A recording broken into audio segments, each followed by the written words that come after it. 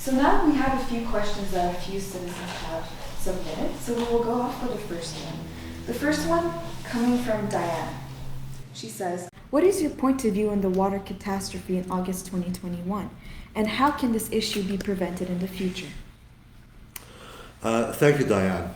What happened in August, for those who are unaware, who are not DDO residents, is that for 9 days, we actually did not have access to drinkable water. And to me, that's a real shame, because not only is that quite a disadvantage for us, including those who have our families of 2 children, even 3 kids, it is a shame because it's DDO. And we deprive people of their fundamental human right as Canadian citizens to have access to drinkable water. So this also demonstrated that DDO was not prepared.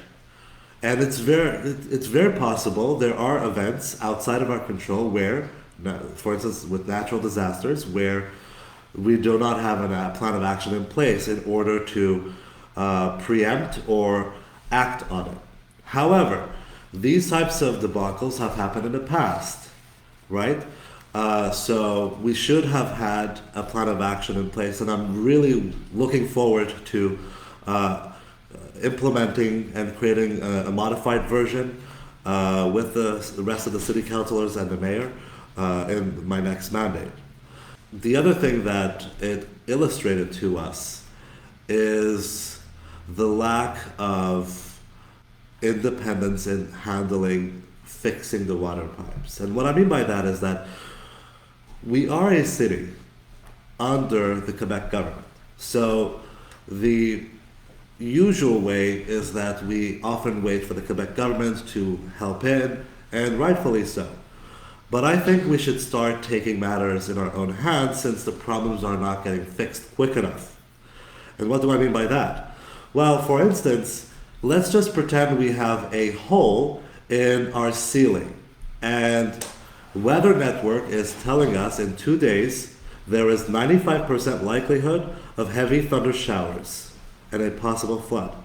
So as someone who hears this, after panicking about it, of course, what are you likely to do logically?